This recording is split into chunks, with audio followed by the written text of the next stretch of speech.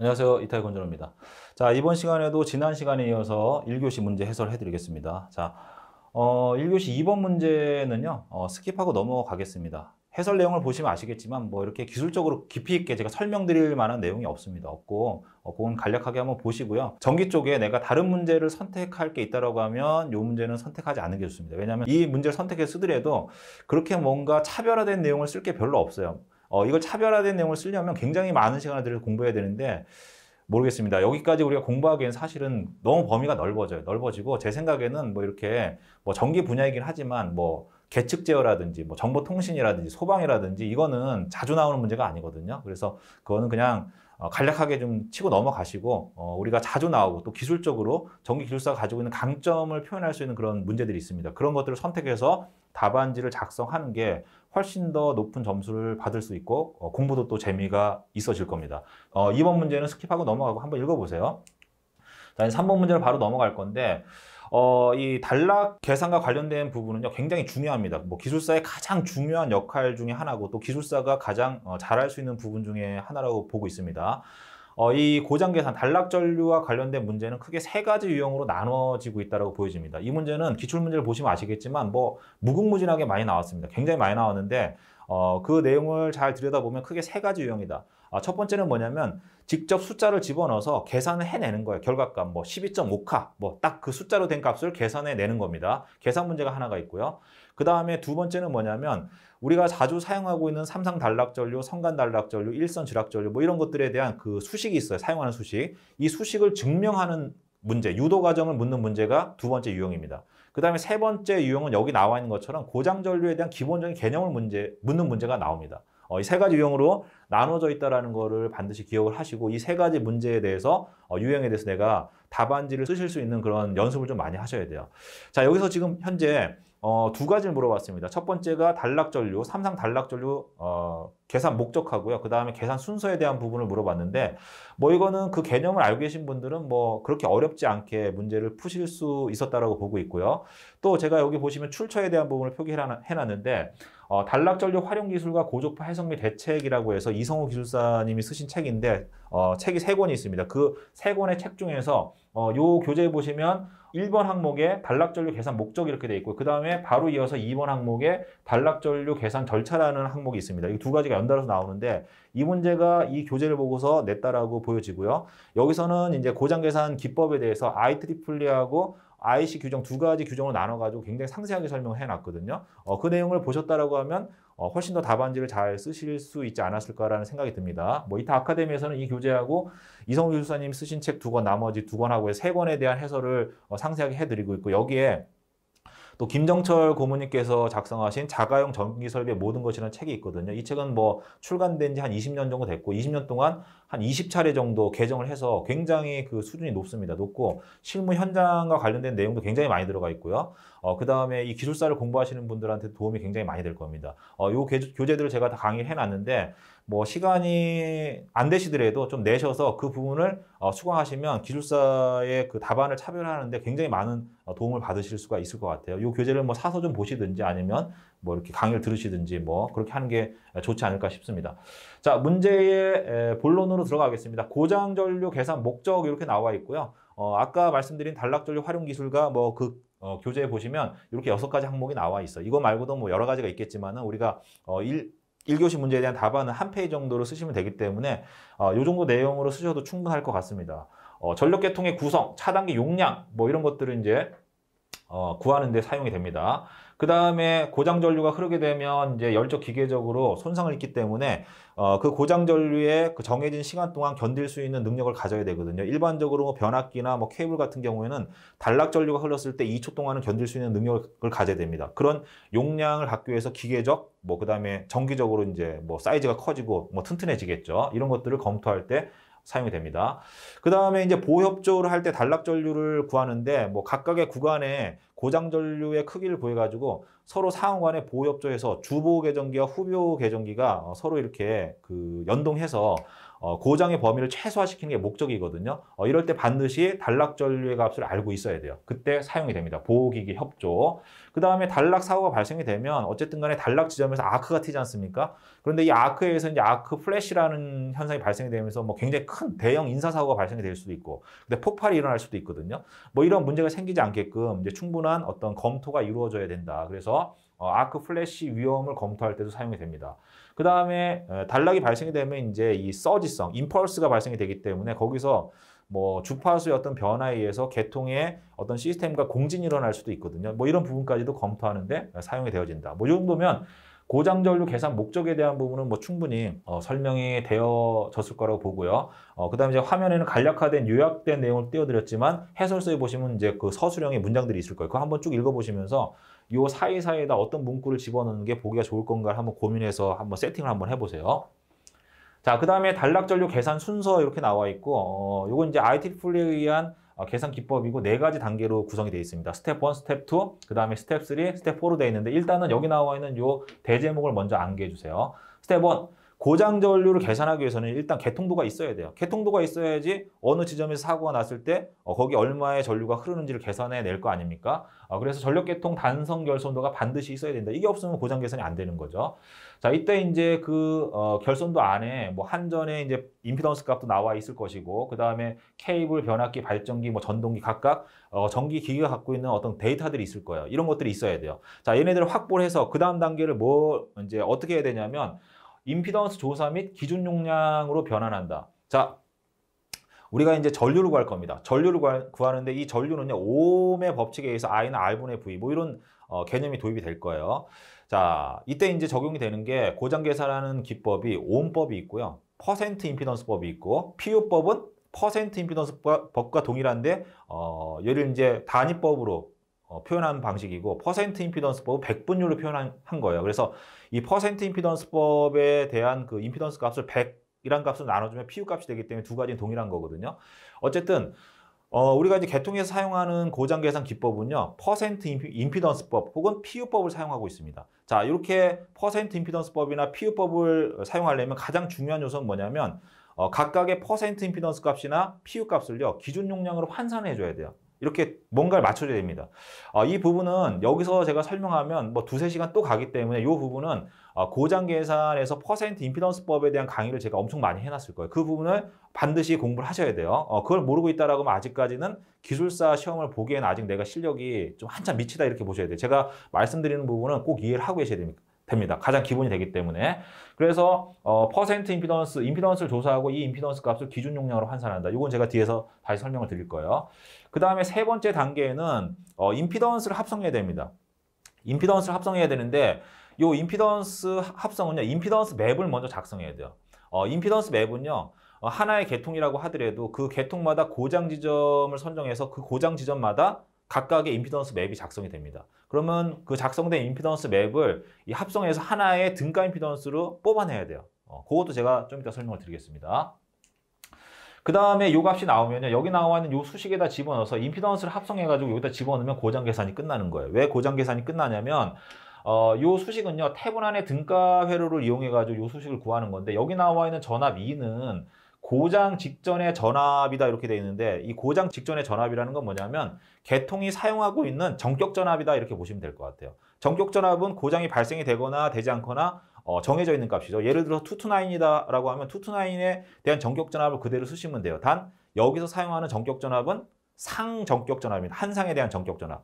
22,900kV 이건 뭘 의미하냐면 얘가 공칭 전압이거든요. 공칭 전압은 성간 전압이기 때문에 우리가 고장 계산할 때는 걔를 루트 3으로 나눠가지고 여기다 집어넣으시면 돼요. 그러면 얘는 정해져 있는 전격 전압을 적용하면 되기 때문에 고장 전류란 ZEQ만 구하면 되는 거죠. 이 ZEQ는 어떻게 구하는 거예요? 여기 나와 있는 것처럼 고장 지점을 선정하고 거기서 합성 임피던스를 구해가지고 어떤 값을 얻어내서 여기 안에다 집어넣으면 끝나는 거예요. 자, 이게 고장 계산의 흐름이에요. 자, 10점짜리 문제이기 때문에 제가 여기까지 설명드린 것만 해도 이미 한 페이지가 넘어갔을 거예요. 이렇게 한번 작성을 한번 해보세요. 자, 이걸 조금 더 세부적으로 설명드리면 첫 번째, 단선 결손도가 있어야 된다고 말씀드렸지 않습니까? 개통도가 있어야지만 우리가 고장 계산할 수 있는 거 아니에요? 여기 보시면 뭐 발전기도 있고, 그다음에 한전에서 전력을 이제 받는 것도 있고, 그 다음에 각각의 전동기들도 이렇게 쭉 있단 말이에요. 그러면 여기 보시면 차단기들이 이렇게 선정이 돼 있어요. 이렇게 설치가 돼 있습니다. 자, 쭉 설치가 돼 있으면 우리가 기본적으로 고장 계산할 때 차단기 용량을 구하잖아요. 이렇게 구합니다. 근데 차단기가 엄청 많아요. 자, 그러면 원칙적으로 원론적인 부분을 말씀을 드리면 차단기가 예를 들어서 여기 20개가 있다라고 하면 차단기가 20개가 있다라고 하면 싱글 라인 다이어그램 단성 결선도는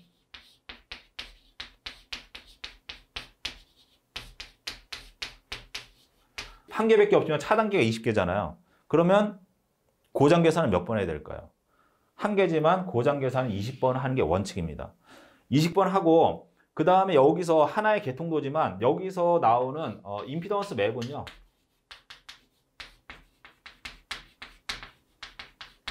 맵도 20개가 돼요. 그 다음에 여기서 구하는 등가 임피던스 ZEQ도 20개가 됩니다. 그래서 ISC라는 게 Z의 EQ의 2라고 해서 요 수식에 넣어서 구하는데 얘가 20개가 존재하기 때문에 요 값도 20까지가 존재하는 거예요. 그게 무슨 얘기냐면 여기는 차단기의 용량을 구할 때는요. 차단기 바로 하부에서 고장이 발생이 됐을 때 고장 전류가 흘러들어온 루트에 있는 임피던스를 직병렬 합성해가지고 등가 EQ를 구해서 이 수식에다 집어넣어서 이 고장 전류 계산해야 돼요. 이걸 계산했던 10카가 나왔다. 고장 전류가. 그러면 요 10카라는 전류에 견딜 수 있게끔 얘는 12.5카를 선정해 주면 돼요. 자, 그 다음에 여기 변압기가 있습니다. 변압기에서 전류의 크기가 변성이 되겠죠. 자, 여기서 사고가 났다고 가정했을 때 고장 전류가 뭐 개통으로부터도 흘러 들어오고 발전기로부터도 흘러 들어오고 그 다음에 전동기의 기어 전류도 막 흘러 들어올 거 아니에요. 이 고장 전류가 흘러 들어오는 루트에 연결된 임피던스를 직병렬 합성합니다. 합성해서 그 합성한 임피던스 값을 여기다 집어넣게 되면 여기에 고장 전류가 나옵니다. 이 변압기가 있기 때문에 이 고장 전류는 변압기에 의해서 커지게 될 거예요. 이게 저압이니까. 그래서 예를 들어서 얘를 계산했더니 한 40카가 나왔다. 고장 전류가. 그러면 이 차단기는 이거보다 큰 42카로 선정을 해주면 돼요. 이렇게 해서 고장 계산하는 겁니다. 자, 그래서 싱글라인 다이어그램이 있어야 되고 이 다이어그램 안에 각각에 보시면 여기 퍼센트 임피던스 값이 있고 그 발전기의 용량, 전동기의 용량, 뭐 케이블의 임피던스 뭐 이런 것들이 다 주어질 겁니다. 자, 이 상태 그대로 고장 계산이 안 되니까 이 값을 어떻게 해야 된다고요? 임피던스를 조사하고 이 임피던스 값을 퍼센트 임피던스나 PU 값으로 환산해 줘야 되겠죠. 자, 이러한 환산하는 과정이 여기 나와 있습니다. 여기 보시면 전원 측의 임피던스 해서 한전의 임피던스가 퍼센트 임피던스가 얼마인데 한전 같은 경우에는 기준 용량을 100MVA로 환산하는데 뭐 퍼센트 임피던스가 뭐 2%다 이렇게 나오면 이 퍼센트 임피던스는 100MVA 하에서의 의미를 가지는 겁니다. 그런데 수용가의 기준 용량을 내가 예를 들어서 10MVA로 맞췄다라고 하면 얘를 10MVA로 환산해 줘야 돼요. 그러면 얘는 원래 2%였는데 얘는 이렇게 가는 거죠. 원래 값이 100인데 기준 용량을 10MVA로 바꿨단 말이에요. MVA 똑같이 들어가니까 얘가 이제 없어지니까 곱하기 2%. 그러면 얘는 0.2%가 되는 거죠. 이렇게 이제 환산해 주라는 얘기예요. 자, 그 다음에 선로 임피던스는 이제 임피던스 오hm 값으로 주어지는데 요게 우리가 기준 용량을 10MVA로 정해 놨기 때문에 10MVA에다 곱하기 뭐 얘가 이제 15ohm이었다. 그 다음에 1000 곱하기 개통의 전압이 뭐 22,900kV였다. 그럼 KV니까 kV니까 곱하기 1000 해줄 필요가 없는 거죠. 이거 제곱이니까 이런 식으로 구하는 거예요. 무슨 말인지 아시겠죠? 그 다음에 변압기 임피던스도 마찬가지로 변압기 기준 용량 하에서의 얘 변압기가 예를 들어서 1000kV다. 1000kVA면 얘는 1MVA 아닙니까? 1MVA니까 여기 1이 들어가는 거고 기준 용량 우리가 얼마로 잡았죠? 10MVA로 잡았으니까 여기 10이 들어가는 거죠. 그 다음 얘가 뭐 퍼센트 저항값이 뭐 0.1%다. 뭐 100으로 나눠줘서 이 PU 값이니까 100으로 나눠진 거죠. 이렇게 이제 계산하는 거예요. 그 다음에 리액턴스 값도 동일하게 뭐 이렇게 환산해 준다. 그 다음에 회전계 임피던스 같은 경우에는 일반적으로 얘는 이제 뭐 발전기라든지 전동기가 임피던스로 주어지면 자기 기준 용량 하에 값이 주어지니까 그 값을 그대로 넣든지 아니면 기준 용량을 환산해서 적용해 주면 되고요. 그 다음에 전동기 같은 경우에는 원래 발전기가 아니거든요. 발전기가 아닌데 이 전동기는 사고가 발생이 되면 이 전동기 회전체가 관성에 의해서 사고가 순간적으로 발생하더라도 얘는 돕니다. 도는데 이때 원래 이 전동기의 전기자 원선에서 만들어낸 자속이 있는데 예를 들어서 개통해서 전압을 가하지 않더라도 얘가 자속이 순간적으로 없어지는 게 아니라 잔류 자속이라는 게 존재합니다. 잔류 자속이라는 게 존재하는 상태에서 회전기가 돌게 되면 도체가 자속을 끊기 때문에 패러데이 법칙, 렌츠의 법칙에 의해서 역기전력에 의해서 전류가 발생이 되겠죠. 이 전류에 대한 어떤 영향을 리액턴스로 표현하게 되는데 일반적으로 전동기는 그 제조사에서 차과도 리액턴스나 과도 리액턴스 값을 데이터를 줍니다. 주는데 이게 없었을 때는 여기 나와 있는 요 수식으로 우리가 계산할 수도 있어요. 자, 요거는 LRC라는 건 전동기 구속 전류인데 얘는 전동기 기동 전류를 적용하면 되고 기동 전류를 뭐 일반적으로 전격 전류에 6배의 전류를 이제 적용하게 되는데 얘를 집어넣게 되면 얘가 아마 17.7% 뭐 이 정도 나올 거예요. 뭐 이런 것들을 이제 적용을 해서 계산하는 기법이 있습니다. 자, 요거는 암기를 해 두시고 요거에 대한 설명을 제가 넣어 놨을 거예요. 그러면 스텝 1, 스텝 2, 스텝 3, 스텝 4에서 이러한 내용들을 그 안에다 집어넣고 수식들을 집어넣고 그 다음에 제가 말씀드린 요 내용들을 잘 간략하게 정리해서 서술형으로 간단하게 설명해 주면 굉장히 좋은 답안의 구성을 가지게 되는 거거든요. 그렇게 한번 만들어 보세요. 자, 스텝 2에 대한 부분을 말씀을 드렸고요. 그 다음에 이제 직병렬 합성한다. 자, 요번에는 이제 각각의 퍼센트 임피던스 값을 우리가 기준 용량의 값으로 다 이제 만들어 놨단 말이야. 만들어 놨는데 결국은 이제 고장 계산하기 위해서는 그 고장 지점에서 바라본 등가 임피던스 ZEQ를 구해야 되거든요. 그걸 이제 직병렬 합성하는 거는 뭐 요거는 뭐 회로율은 다 공부하셨으니까 기본적으로 이 사항들은 어렵지 않게 구하실 수가 있을 거예요. 이건 제가 설명 안 드리겠습니다. 이렇게 직렬 병렬 합성하는데 하나의 이제 예를 든다라고 하면요. 여기 보시면 이런 아주 단순한 계통이 있어요. 단순한 계통이 있는데 예를 들어서 이 A라는 지점이 있고 B라는 지점이 있고 C라는 지점이 있습니다. 자, 차단기를 B의 요 고장 지점, X가 난 지점 바로 여기에다가 설치를 했어요. 이렇게. 그 다음 여기다 이렇게 설치를 했어요. 그 다음 여기다 이렇게 설치를 했습니다. 고장이 차단기 바로 직하에서 사고가 났단 말이에요. 그러면 이 차단기가 여기 설치가 돼 있으면 바로 그 하부에서 고장이 발생이 됐을 때 이 고장 전류가 흘렀을 때 이 값을 우리가 구해내야 돼요. 그렇게 하기 위해서 고장 지점을 중심으로 해서 이제 그 임피던스 맵을 만들어야 되는데 여기 보시면 이 임피던스 맵을 만드는 기법이 이렇게 있어요. 자, 한전입니다. 한전에는 발전기가 연결돼 있죠. 고장 전류 공급원이에요. 고장 전류 공급원 간에는 각각의 병렬의 모선에 묶게 됩니다. 자, 여기 보시면 한전 발전기죠. 고장 전류 공급합니다. 그 다음에 내부에 발전기를 병렬 운전해가지고 전력을 생산해내고 있어요. 사고가 발생이 되면 발전기로부터 고장 전류가 흘러 들어가니까 고장 전류 공급원이죠. 자, 그 다음에 이 H는 전동기인데요. 전동기는 원래 발전기가 아니지만 사고가 발생이 되면 순간적으로 전동기가 발전기 역할을 합니다. 아주 짧은 시간 동안. 얘를 뭐라고 하느냐? 전동기 기어 전류라고 합니다. 그래서 얘도 고장 전류 공급원이 돼요. 자, 이렇게 했을 때 이 부분을 병렬로 이렇게 묶어요. 자, 그 부분이 여기에 표현되어 있는 이렇게 묶었다라는 표현을 이렇게 하는 거예요. 이렇게. 그래서 한전, 그 다음에 발전기, 전동기가 병렬로 묶여 있습니다. 자, 이렇게 해놓고 고장 지점을 A라는 지점으로 이렇게 바꾸게 되면요. 얘를 여기서 전선을 이렇게 뽑아내요. 뽑아내고 쭉 잡아당기면 이 회로가 요게 하나의 직렬, 그 다음에 얘와 얘가 병렬로 묶여서 하나, 그 다음에 얘가 묶여가지고 이렇게 해서 이런 회로가 돼요. 이렇게 바꾸게 되면 이러한 형태의 등가 회로가 됩니다. 이게 첫 번째 임피던스 맵이에요. 이 임피던스 맵을 통해서 얘네들이 지금 직렬, 병렬로 연결되어 있지 않습니까? 합성하게 되면 Z의 EQ가 나오는데 이걸 A라고 놓겠습니다. 얘를 합성해가지고 고장 전류 I의 SC에 A는 Z의 EQ의 A에다가 2라는 수식에 집어넣게 되면 고장 전류의 크기가 나와요. 계산했더니 얘가 7카가 나왔다. 그러면 여기에 설치되는 차단기 용량은 7카를 차단해야 되니까 7카보다 큰 차단 용량을 가지겠죠. 예를 들어서 뭐 12.5카를 선정하면 됩니다. 자, 그 다음에 요걸 다시 또 이제 B 지점으로 잡아 당기는 거예요. 여기. 자, B 지점에서 사고가 났다라고 하면 고장 전류가 이렇게 흘러 들어오고, 그 다음에 이렇게 흘러 들어오고, 그 다음에 얘가 이렇게 흘러 들어오는데 얘가 병렬로 묶여 있잖아요. 얘를 잡아 당기면 요 회로를 가만히 들여다보면 이러한 형태로 바뀌어요. 그러면 얘로부터 Z의 EQ에 B가 나오겠죠. 걔를 여기다 집어넣으면 얘가 B가 되는 거고 B가 되는데 얘가 뭐 예를 들어서 6카가 나왔다.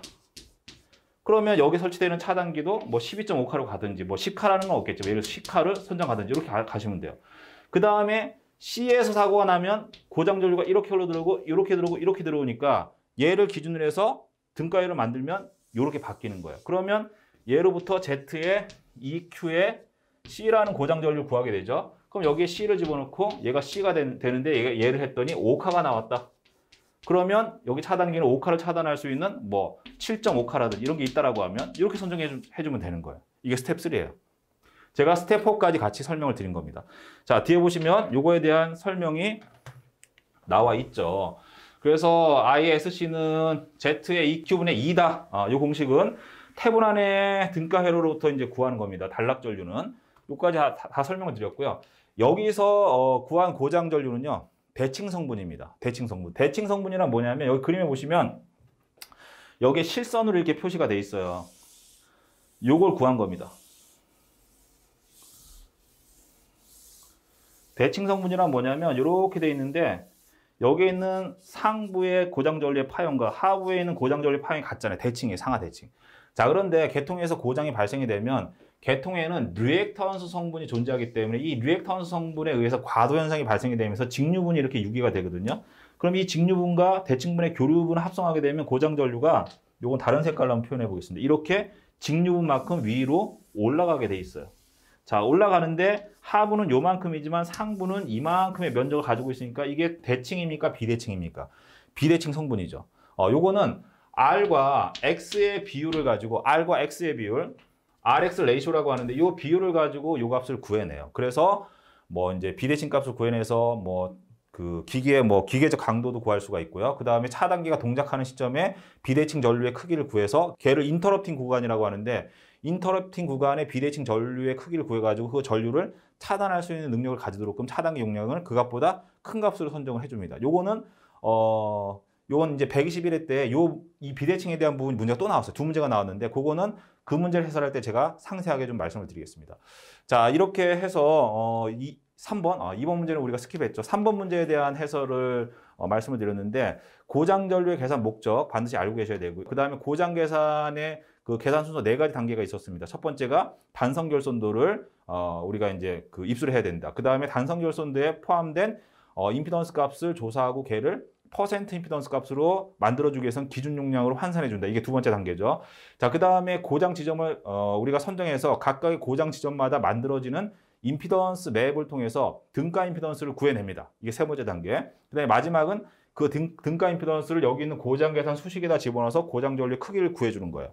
요거는 비대칭이다, 대칭이다, 대칭분 성분에 해당이 된다. 자, 요 값들을 다시 또 고장 전류가 흐르는 그 구간마다, 시간마다 RX 레이쇼에 의해서 우리가 차과도 과도 동기의 어떤 그 전류의 크기를 계산을 해내면 된다. 자, 여기까지가 고장 계산과 관련된 기본적인 어떤 개념에 대한 내용이었습니다. 자, 이렇게 어떤 문제가 나오면 이 문제의 유형이 어떠한 것들이 있는가, 나는 어디까지 공부를 할 것인가에 대한 부분을 반드시 알고 계셔야 되고요. 이런 것들은 그렇게 어렵지 않습니다. 기출문제 분석을 해보시면 쉽게 파악을 하실 수가 있고요. 그 다음에 제가 가이드북이라는 교재를 만들어서 기출문제 분석까지 다 해드렸습니다. 그러면 그걸 보시면서 이 문제는 이렇게 응용이 되는구나. 그 다음에 이 문제는 자주 출제가 되는구나. 이 문제는 간혹가다 출제가 되고 뭐 내가 여기까지 공부할 필요는 없겠구나. 뭐 이런 것들을 문제를 보시면 대충 파악을 하실 수가 있습니다. 자, 문제 3번. 해설은 여기까지 해서 마무리를 하겠습니다.